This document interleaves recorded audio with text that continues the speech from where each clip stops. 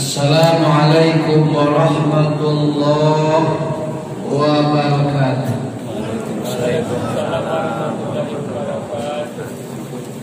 Innal hamdalillah nahmaduhu wa nasta'inuhu wa nastaghfiruh wa na'udzu billahi min syururi anfusina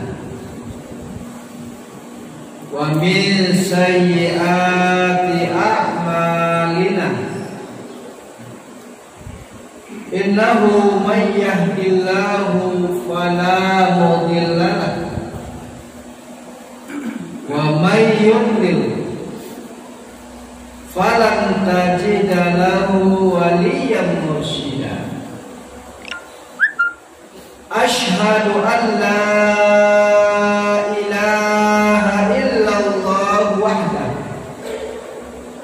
la syarika lah wa asyhadu anna Muhammadan abduhu wa rasuluhu sallallahu alaihi wasallam la nabiyya ba'da amma. Bapak dan Ibu kaum muslimin dan muslimat yang kita muliakan, dan Ustaz kita, Ustaz Alison, Ustaz Husnizal, alim ulama, guru-guru yang hadir pada kesempatan ini yang juga kita mulai. Pertama, kita mengucapkan alhamdulillah, bersyukur kepada Allah Subhanahu wa taala. Karena Allah Subhanahu wa taala masih beri kita nikmat. Tidak pernah terputus sedetik pun nikmat Allah. Karena di antara indikasi nikmat Allah sudah terputus adalah dicabutnya nyawa seseorang oleh Allah Subhanahu wa taala. Kalau seandainya masih hidup walau dalam keadaan bagaimanapun, dalam keadaan sakit, bahkan ada yang hidup dalam keadaan koma, seperti mati, tapi masih bernyawa, artinya masih ada nikmat untuknya. Namun persoalannya Bapak dan Ibu yang Allah muliakan, selama ini kita sering mengira dan beranggapan bahwa nikmat itu adalah materi, nikmat itu adalah harta. Kalau orang punya banyak harta berarti banyak nikmat. Kalau seandainya harta kurang berarti nikmatnya kurang. Itu pola pikir kebanyakan manusia, materialistis. Padahal ibu-ibu yang Allah muliakan, banyak nikmat Allah yang lainnya kalau seandainya kita nilai dengan harta tidak ternilai. Jauh lebih berharga, jauh lebih bernilai daripada harta. Di antaranya adalah nikmat waktu, kesempatan, umur yang masih Allah berikan. Biasanya Bapak dan Ibu yang Allah muliakan, suatu nikmat baru terasa nilai dan harganya ketika nikmat itu sudah tidak ada lagi. Maka dalam Al-Quran Bapak dan Ibu yang Allah muliakan menyebutkan, di antaranya ada 3 golongan. Ada 3 orang yang kata Allah dia akan menyesal, dia akan menangis, dia akan meratap ketika dia baru menyadari suatu nikmat, di saat nikmat itu sudah tidak ada lagi. Dia baru menyadari sesuatu ketika waktunya sudah terlambat.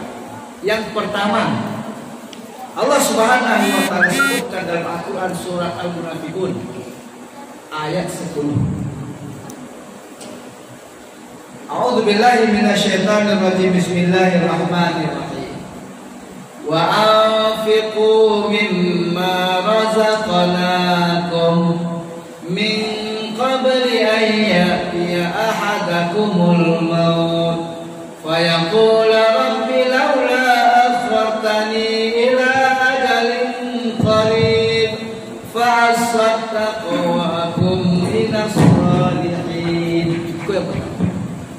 Subhanahu wa taala sebutkan bahwa di antara orang yang nanti akan menyesal adalah orang kaya. Orang yang punya banyak harta. Orang yang punya banyak nikmat di dunia ini yang dia belum sempat berbuat dengan hartanya, yang dia belum sempat memanfaatkan hartanya, lalu tumbuh kesadaran, muncul keinginan untuk berinfak, untuk bersedekah di saat waktu untuk bersedekah sudah habis, yaitu ketika nyawanya akan dicabut oleh Allah. Maka setiap orang kaya, dan kita berdoa kepada Allah mudah-mudahan kita tidak termasuk, setiap orang kaya di saat melihat datangnya malaikat maut, ketika nyawanya akan dicabut, ketika itu tumbuh kesadaran untuk bersedekah, tumbuh keinginan untuk berbagi. Dan yang membuat dia menyesal adalah kesadaran itu tumbuh di saat waktu sudah habis. Sehingga jemaah yang Allah muliakan, orang kaya ketika melihat datangnya malaikat maut, dia berdoa dan memohon kepada Allah, Rabbi, ya Tuhanku, laula akhartani ila ajalin qarib, bisa tak untuk kematianku ini agak sebentar saja. Padahal Bapak dan Ibu, dia tahu doa yang seperti itu, harapan yang seperti itu nggak mungkin Allah kabulkan. Tapi dia tetap berdoa. Apa artinya? Artinya sudah tahu tidak mungkin Allah kabulkan, dia tetap berusaha meminta. Mustahil Allah terima, tapi dia tetap mencoba untuk meminta. Artinya begitu menyesalnya ketika itu. Rabbi ya Tuhanku, laula akhartani ila ajalin qarib, bisa tak kematianku ini diundur agak sebentar. Bapak dan Ibu yang Allah muliakan, yang menarik adalah kalau seandainya permintaannya Allah kabulkan, Allah undur kematiannya agak sejenak, apa yang akan dia lakukan? Ini yang menarik. Fa'as-saddaqah, aku akan bersedekah. Kenapa menarik Bapak dan Ibu yang Allah muliakan? Padahal banyak amal yang lain. Ada umrah, ada haji, bangun masjid, banyak kegiatan yang lain yang bisa dilakukan, yang manfaatnya, yang pahalanya besar. Tapi kenapa yang akan dia lakukan seandainya Allah panjangkan umurnya? Fa'as-saddaqah, aku akan bersedekah. Artinya Bapak dan Ibu yang Allah muliakan, Allah ceritakan kisah ini, Allah ingin memberitahu kita bahwa betapa besar kebaikan, betapa besar pahala dan manfaat orang yang bersedekah. Maka Bapak dan Ibu yang Allah muliakan, namun Allah Subhanahu wa taala sudah membuat keputusan. Idza jaa ajaluhum, kalau ajal itu sudah datang, la yastakhiruna sa'atan wala yastaqim, tak bisa dimajukan, tak bisa dimundur walau sedetik. Sehingga golongan pertama yang nanti akan menyesal, orang yang ingin bersedekah di saat waktu untuk itu sudah habis. Yang kedua, orang yang menyesal adalah orang yang bersemangat untuk beribadah di saat sudah meninggal. Surah As-Sajdah ayat 12. Rabbana basarna wa sami'na farji'na na'mal salihan inna muqinun. Awal ayatnya, walau tara idil mujrimuna nakisu ru'usin inda rabbihim. Kalaulah kalian bisa melihat orang-orang yang berdosa menundukkan kepala mereka di hadapan Allah karena sangat menyesal. Ketika itu dia berdoa, doa yang dia tahu tidak mungkin Allah kabulkan. Rabbana absarna wa sami'na, ya Tuhan kami sekarang sudah melihat dengan mata kami sendiri, wa sami'na, kami mendengar dengan telinga kami sendiri bagaimana kehidupan setelahnya. Farji'na, Kembalikan kami ya Allah, hidupkan kami sekali lagi, beri kami kesempatan kedua, na'mal sholihan.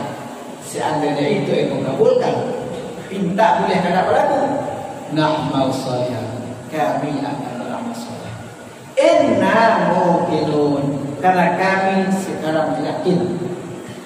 Semangat untuk beribadah di saat waktu untuk itu tidak ada lagi. Yang ketiga, surat Al-Mulk. Kullama ulqiya fiha fawjun sa'alahum khazanatuha alam ya'tikum nadhir. Setiap ada sekelompok orang akan dimasukkan ke dalam neraka. Sebelum masuk neraka, sa'alahum khazanatuha. Dia ditanya, mereka ditanya oleh penjaga neraka. Kullama ulqiya fiha fawjun, setiap ada segerombolan orang akan dilemparkan ke dalam neraka. Rupanya Bapak dan Ibu masuk neraka itu rombongan, bukan sendiri-sendiri. Karena itu hati-hatilah milih kawan. Karena dengan siapa kita bertemu di dunia ini, itu pula kawan kita nanti di akhirat. Almarhum ma'aman ahabba yaumal qiyamah. Orang ini nanti akan Allah kumpulkan bersama siapa temannya di dunia ini. Jadi kalau Bapak dan Ibu bertemu dengan orang-orang soleh, orang-orang yang habis Quran, berdoa kita kepada Allah, besok di akhirat reuni dituju. Tapi kalau berteman jo orang munafik, orang kafir, masa ada orang Islam dia masuk kelompok teman Ahok? Dia masuk kelompok, dia masuk partai yang itu musuh agamanya, yang itu sering melecehkan Islam. Di situ dia masuk. Maka sudah pasti dimarahi Allah. Maka dengan itu pula mereka nanti berkumpul. Kullama ulqiya fiha fawjun, setiap ada sekelompok orang akan dilemparkan ke dalam neraka. Sa'alahum khazanatuha, mereka ditanya oleh penjaga neraka. Biasanya Bapak dan Ibu, pertanyaan seperti ini, pertanyaan mana sakit hati. Lah jalan boleh itu bertanya dulu. Bagus sampai kalian masuk neraka. Alam ya'tikum nazir, apakah dahulu tidak ada yang memberitahu? Aku pernah menonton TV jemaah yang Allah muliakan ketika gempa di Aceh. Ada orang kehilangan anaknya. Ditanya teman-teman, "Pak, perasaan apa anak Pak hilang?" Orang yang masuk neraka pun nanti ditanya, dan pertanyaan malaikat itu menambah azab. Alam ya'tikum nazir, apakah dahulu tidak ada yang memberitahu? Apakah dahulu tidak ada yang menyampaikan? Qalu bala, lain. Fakadzabna, tapi kami tidak mau menerima. Wa qulna ma nazalallahu min syai'. Nah, juga kamu di mana? Bakal lebih mana? Radikal mana? Dia ajak ke elok, bakal lebih mana kini? Jadi yang ketiga jemaah yang Allah muliakan, kemudian dia berkata, wa qalu law kunna nasma'u aw na'qil.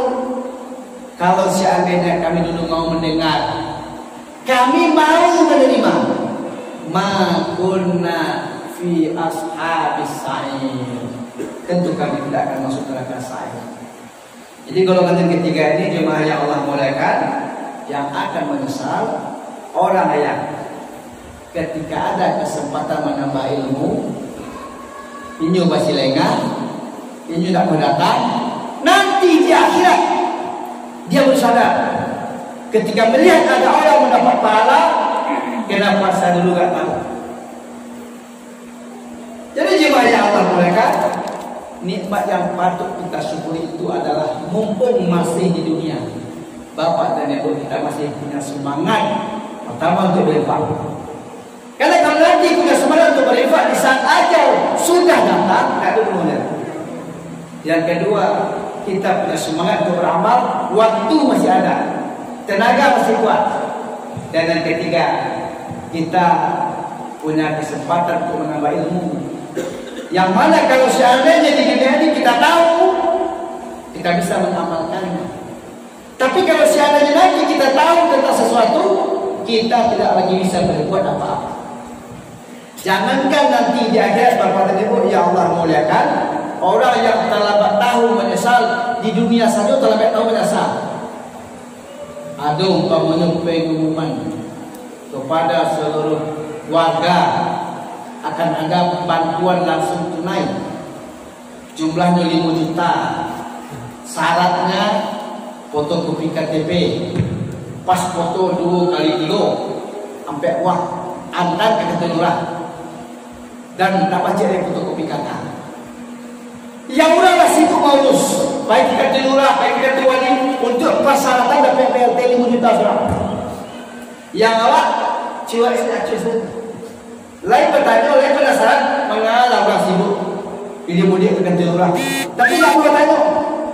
Akhirnya jemaah yang Allah muliakan, dia penasaran, bertanya dua akhirnya, Pak, mengapa orang Ketua Lurah habis apa dia? Sibuk saja 5 hari kan? Tapi ada bantuan 5 juta. Tuh untuk siapa? Untuk siapa itu? Apa syaratnya? Syaratnya fotokopi KTP, paspor kakak, 3 buahnya. Awak ada mana ada? Bila terakhirnya kini jam 2:30, yang lain ada 2. Cuma yang Allah muliakan, kalau lulus waktu tak ada.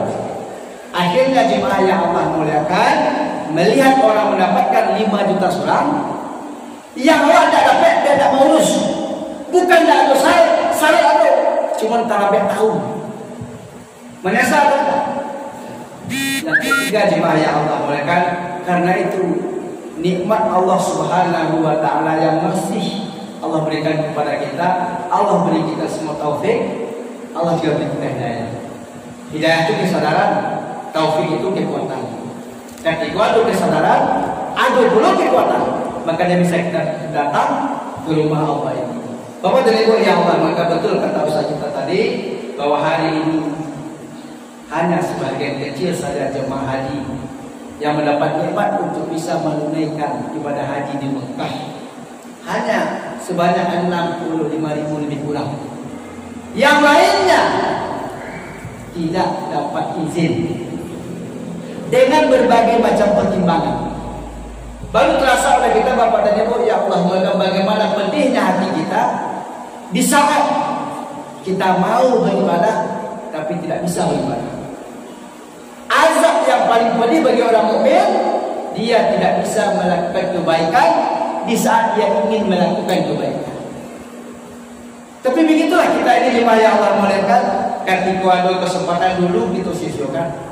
Ini terasa Allah beri kita pelajaran bagaimana rasanya ketika kamu ingin tapi kamu tidak bisa.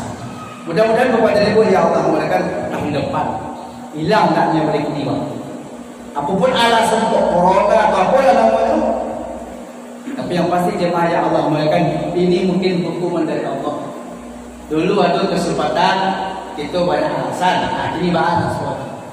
Mudah-mudahan nanti pelajaran yang berharga ini bisa kita jadikan sebagai ibrah. Di saat memang ada kesempatan, jangan tunda-tunda waktu. Ketika bisa beribadah di pagi hari, jangan tunggu sore. Karena akan ada zaman di mana ketika orang ingin beribadah, waktu sudah habis, time is over. Fa'tabiru ya ulil absar la'allakum tuflihun. Assalamualaikum warahmatullahi